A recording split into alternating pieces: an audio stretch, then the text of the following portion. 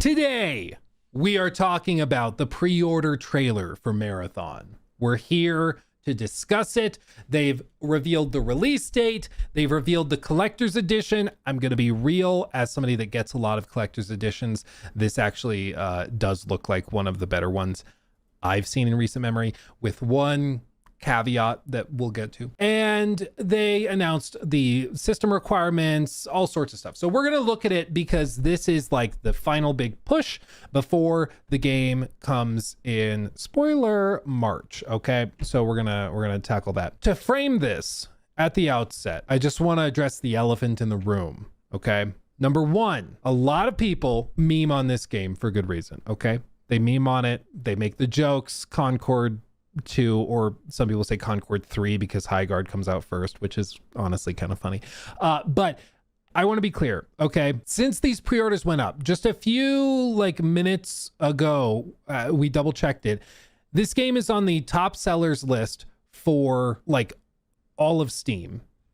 Having just released for pre-order a few hours ago, it's already starting to top the pre-order charts, which is significant. When we meme about it being a sequel to Concord, or it's Concord 2.0, I think it's important to remember that Concord never got even close to the top sellers, okay?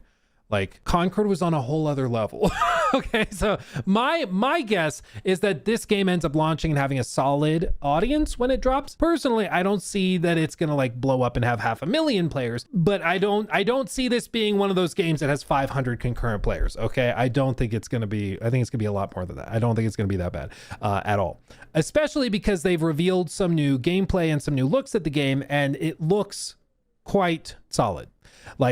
One of the important things of being skeptical and critical of games is that you've got to call out games when they deserve it, and you got to critique them and criticize them when they deserve to be criticized and critiqued. But when a game has made massive improvements and strides, you've got to praise it and give them credit for that. Otherwise, you're just being kind of a hateful prick.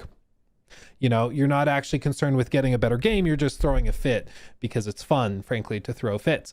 I do think what they've got here looks way better than it did in April. Way better. It just does. You don't have to like it. It does not have to be your cup of tea. That's fine.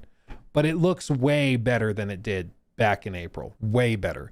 Not just in terms of post-processing effects, the quality of the presentation, the grass, dare I say. Shout out grass. All of that looks way better.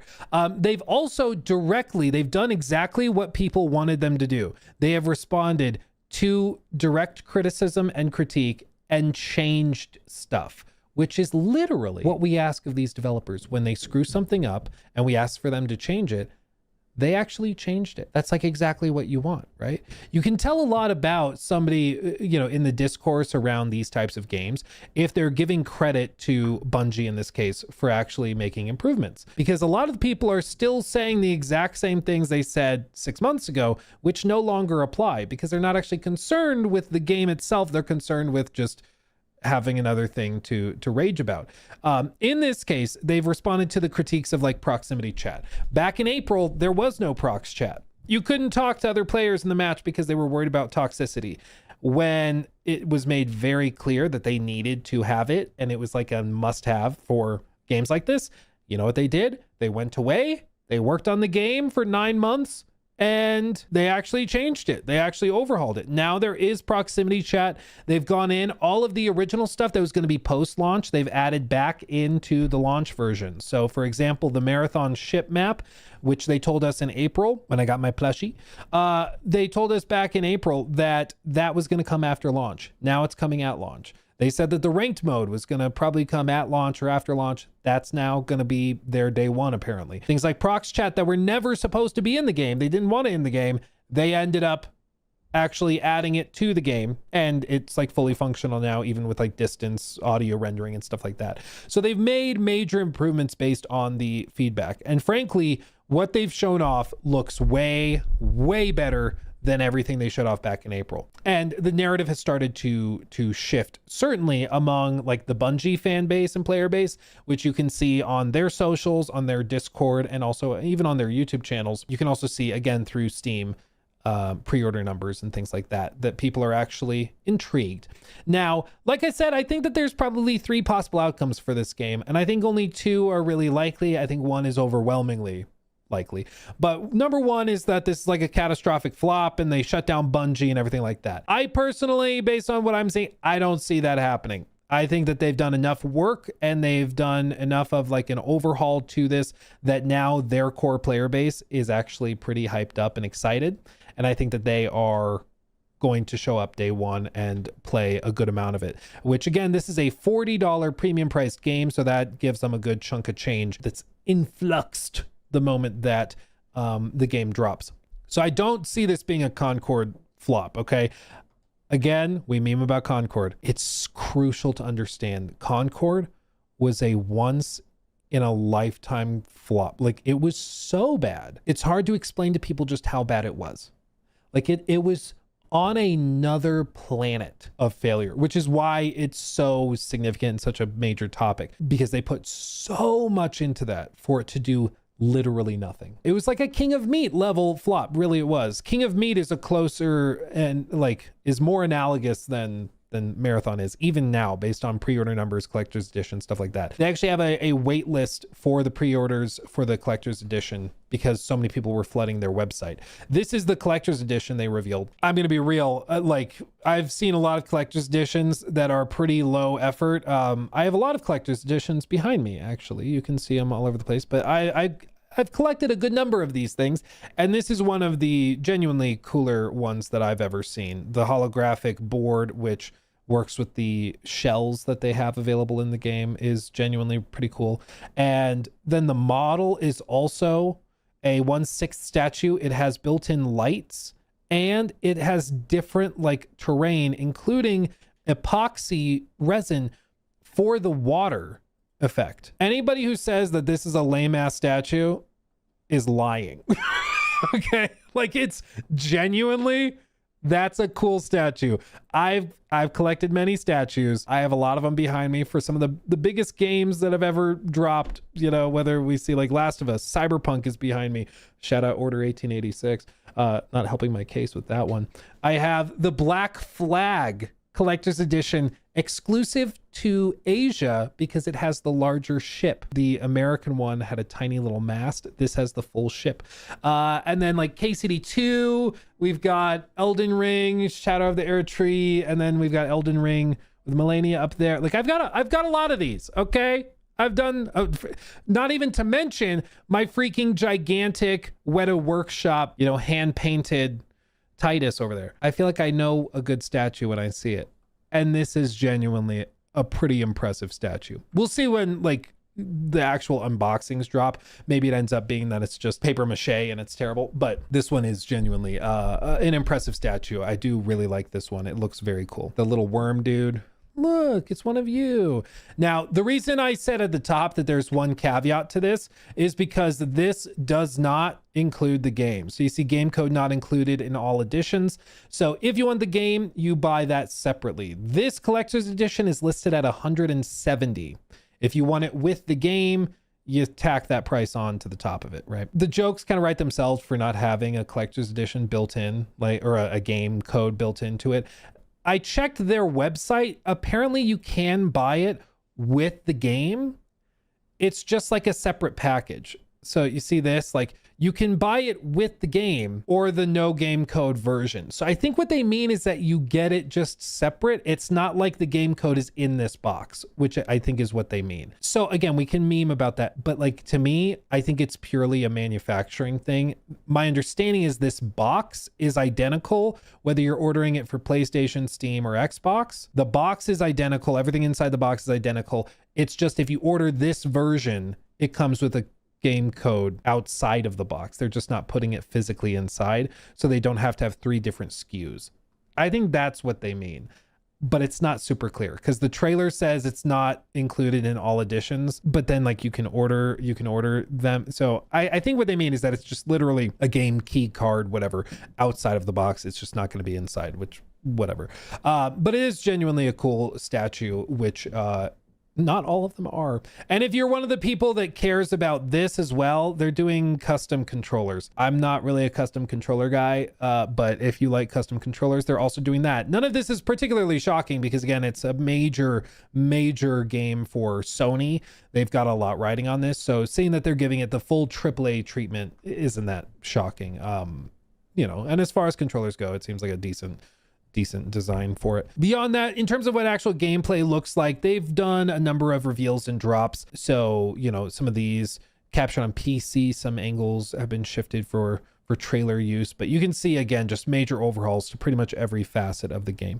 Now, my personal expectation, like I said earlier, and then I got distracted and, you know, shocker, ADHD brain. There's the one possibility, which is a catastrophic flop on a Concord level. I don't see that happening at all at this point. I think if it launched in September, that was on the table. Now, I don't think so. The second option is that it does solid and it gets like a solid player base of, I don't know, like 20, 30, 40,000, something like that, pretty consistently. And that, you know, it's a successful live service game, but it's not successful on the level of a $4 billion company, which is what they were effectively valued at by Sony.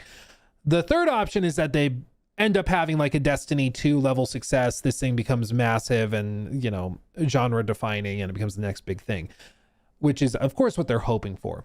I personally don't see that happening because I just don't think extraction shooters have, maybe I'll end up being proven wrong. I don't see them having the legs that games like Fortnite have had, but I think that that's what they're hoping for, is that this can turn into like the next big defining thing.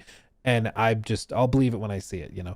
But I think that they'll find a solid enough audience to be able to justify working on the game and growing it and doing expansions and stuff. And I think they'll do all of that. I just don't see it being like Fortnite 2, you know. But I don't see anything to make me think that this is going to be the catastrophic flop it would have been back in September. The tricky thing is that Sony, again, paid $3.7 billion for them, under the assumption that Destiny would continue making money. It has not. They've actually been hemorrhaging money with it. And under the assumption that Marathon was going to be the next big thing. And then there was a third project that they spun off and now is at a separate team. And that project is outside the company now. So Marathon and Destiny were kind of like the big things to justify the $3.7 billion purchase price. Destiny's been losing money, and Marathon I think will do well, but won't do like Fortnite money. You know, I don't think it's doing billions and billions of dollars in revenue. I think it'll be fun. I think it'll be solid, but I just don't see it doing Warzone levels, you know. Maybe I end up being wrong, but I just don't see that. So I think it'll do solidly enough. And I think people will have fun with it. And frankly, based on what I'm seeing that they have directly responded to a lot of the feedback and tweaked it, that's exactly what we hope to hear and see from these developers. Like, they launch a trailer, they show something off that's not ready, needs more time in the oven, it needs this change, it needs that change, needs prox chat, needs this, needs that, and then they actually go away for 9 months and then do it. That's like exactly what you'd hope to see. Like, that's exactly what you'd hope to see, and they deserve credit for that, because it would have been, let's be perfectly honest, it would have been very easy for Sony to just step in and say, we're shutting it down. After the art theft debacle and all that, they could have just shut it down and moved on and just been like, this has been a disaster from day one. Let's just move on. But they didn't. They worked on it, and I think they do deserve credit for it. So I'm excited to see how it goes. It's revealed for March 5th. That's when it's launching, and I think it'll have a good amount of breathing room there. And I think that's coming at a good time, like where Arc Raiders will definitely start to be calming down, and there's going to be a good number of people looking for something to try that's just new and fresh, and this very well could be that game for them, which I think was, you know, a happy accident. When they were launching in September, imagine this going up against Arc Raiders in the height of Arc Raiders popularity right as it dropped. Like, can you imagine, bro, the blowout that would have happened? It would have been night and day. But with this now, I think they actually have a chance of like doing solidly well. I think the player counts will surprise a lot of people. Like, yeah, this would die. I think the September version certainly would have struggled in September. Because again, like, you look back at what we played in the alpha and like night and day with what this is now, but certainly night and day compared to Arc Raiders. So it's going to be fascinating to see how it lands and where this goes. But as I mentioned to you guys before we started the segment, the thing that's crucial to remember with all of this is that your bubble on social media or YouTube or streamers or whatever, your bubble may look at Marathon and be like, no, it's not my game. I'm not interested. It looks like trash. I'm not playing it. That's one thing. Bear in mind, there were close to 500,000 people in their Discord trying to get access to the alpha test, which by most accounts was nowhere near as good as the version that the game is now. Like, it was kind of not great compared to what they have now. So they had 500,000 players trying to get into those play tests. And those players are still interested in Marathon. If anything, they're more interested now. And there's a lot of Destiny players that love Bungie that are not watching, like, you know, the latest whatever culture war videos on how this game is going to be the next Concord. Like, they're just not interested. They're just looking for another free to play or another live service game that they can sink their teeth into. And while this is certainly a premium price title, if they were interested in Arc Raiders for $40, which, let's be real, that's why this game is a premium priced one, because they saw that worked, they might be willing to try this, especially because Arc Raiders will be 6 months old at that point. So it's probably worth jumping in. Like, we'll give it a shot. And who knows, if they get 2, 3, 4 months out of it, they'll probably be happy with that and be like, okay, that was cool. Go back to Arc Raiders for a bit, then come back and play some more Marathon, then come back to Arc Raiders and bounce back and forth. You know, I think that's probably going to be how this works out for a lot of players. So I think that they are in a much better position than they certainly would have been in September. I think that they actually will find a pretty decent player base now, and they deserve credit for actually responding to feedback and working to improve it and overhaul it, because it would have been real easy for them to just abandon it and walk away. It's kind of what I half expected them to do. But we'll see how it plays out. But I think a lot of people will be surprised at how many people jump into this, because the narrative and the reception to all of these reveals and stuff is pretty overwhelming. They also revealed the voice cast for the game, and I again, this is also, give credit where it's due. Otherwise, you're just being a hateful little troll, okay? Arc Raiders has gotten a lot of flack for using AI-generated voices for, like, vendors and stuff like that. Effectively, what they do is they have voice actors they've contracted. They record their voice doing a lot of stuff, and then they use machine learning, AI, to train the AI version of their voice to then generate the dialogue and text using the licensed voice of the vocal performer, right? Marathon has hired, these are some of the names, okay? They've got Ben Starr. Forgive me, I don't recognize some of these, but I'll go to the big names that I do recognize. Ben Starr, Roger Clark, Lenny, Samantha Beert, Bo Bridgeland, Rye Chase, Krisha Bios, maybe? Darren DePaul, Jennifer English, just won Performer of the Year. Dave Fenoy, Nika Futterman, Morla Grandona, Raina Guthrie, Donla Hughes, Keston John, Som Kapila, Rich Keeble, Elliot Knight. I feel like I'm reading one of those, like, generate, like, D&D NPC names for me. Like, just, like, sort by random, you know? It kind of feels that way. Erica Lindbeck, Peter Michael, Brent Mukai, Neil Newman. Neil! They got Neil! If you don't know him, he's a Starion. Like, they have some, like, pretty big names on here, dude. Some, like, pretty big names. It's kind of crazy. And a lot of other very talented people as well. Like, it's kind of amazing how many people they have. Aaron Yvette. I was like, who is this? Aaron Yvette is in Oxenfree. Snow White in The Wolf Among Us by Telltale. It's like, the name's familiar. There's just, like, a lot of very talented voice actors and actresses. Dispatch, you're right. Look at this. Blonde Blazer. They got Blonde Blazer, dude. Interested now? Interested now? No? Okay, well. The point is, like, again, you'll be able to tell a lot about whether somebody's, like, being disingenuous or not by how they handle a lot of these uppies. I was trying so hard not to go, mama. Sorry. But that wouldn't be professional, so I didn't say it. I only talked about it afterwards, which is better for some reason. But you'll be able to tell a lot about whether people are just being like negative Nancy's or if they're actually like engaging in good faith, because you don't have to like Marathon. You can even think Marathon sucks or is lame, whatever. But this is a stacked voice cast. And if somebody's still like, no, bad voice cast, like that's when you'll know that they're being stupid. Because dude, if a single player game had this lineup, I'd be shocked. I'd be like, bro, this is crazy.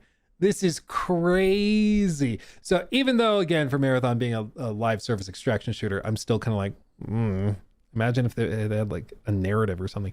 But still, they deserve credit for a absolutely stacked voice cast. It's absolutely insane. Absolutely insane. So we'll see how the game settles out and where it goes. I think they deserve credit where it's due. I think the collector's edition statue looks really cool and baller. The box is also genuinely cool with like the holographic thing. That's genuinely cool. Not including the game in it, like inside the box, is like a classic memeable cringe thing for companies to do in collector's editions, but then they're selling it so you can buy it with the game. My understanding is just not put inside the cardboard box. It's going to be outside the cardboard box, which whatever. As for gameplay improvements, they made a ton of them. They have listened to feedback, which is exactly what we've asked for them to do from the start. So they deserve credit for that. And I do think what they have actually showed off does look significantly better than what we saw back in April. So I think that it actually stands a decent shot now. And again, I think that the player counts will surprise a lot of people.